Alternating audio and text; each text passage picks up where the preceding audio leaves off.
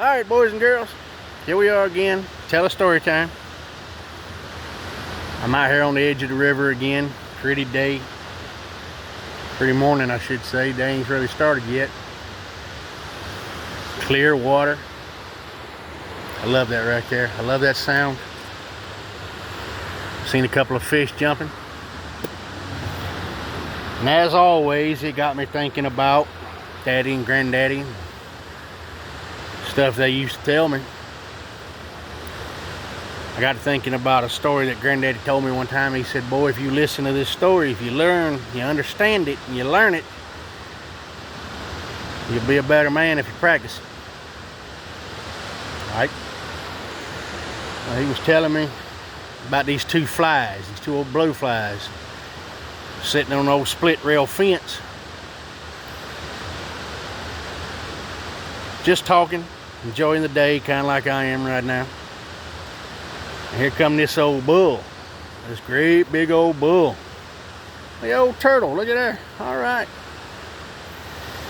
But bull comes strutting by, gets just up the fence from where them two flies were. He weren't very far from them. He stops and spreads his back legs out and raises that tail up and drops the biggest, stinkiest, raunchiest, oh my God, smelliest cow pie you could imagine. Well, flies being flies, you can imagine what that did for them. That got them all excited. Both of them, boy, they just flew right off of that fence. They took off. That's a little bit better. That sun ain't glaring in my face quite as bit off of that water. But they took off down there off that fence and landed on that old fresh cow pie, and boy, they just eat all they wanted to eat until their bellies were so puffed up and blown out, and they were so bloated that they just couldn't hardly move.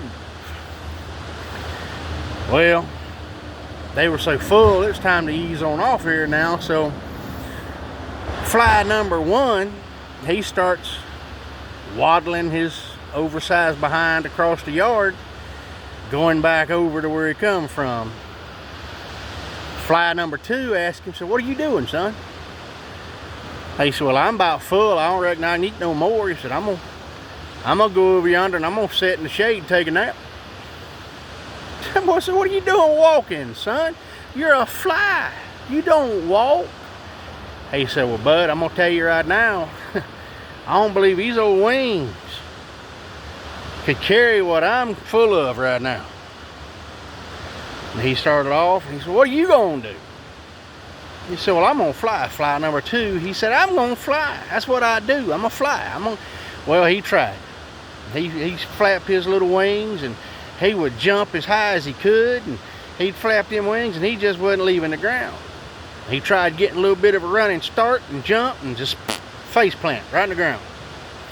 He couldn't do it. Old fly number one, he just laughing at him, said, man, why don't you give up this silliness? Come on, walk with me. Let's go over here and get in the shade and take a nap. Fly number two said, no, I ain't walking, I'm gonna fly. I'm gonna fly. That's what I do. So fly number one said, son, what are you gonna do? You can't get off the ground. Fly number two said, you watch this right here. Well, the farmer had a pitchfork stuck in a bale of hay right over here, not far from where we're at. And that little fly, he sashayed his little behind right over there, and he started climbing. And he climbed up that bale of hay, and he climbed up that pitchfork, and he got all the way up to the top of that pitchfork handle. Fly number one said, boy, what are you doing? Fly number two said, you watch me. I'm gonna fly.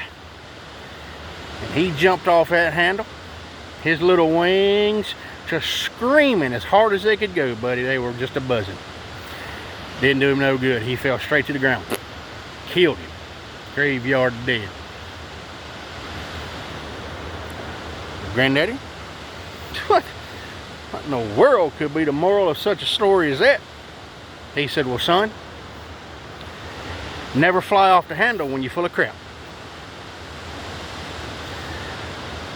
Long way of getting around to a real simple solution, I guess, folks. I'll see you in the next one.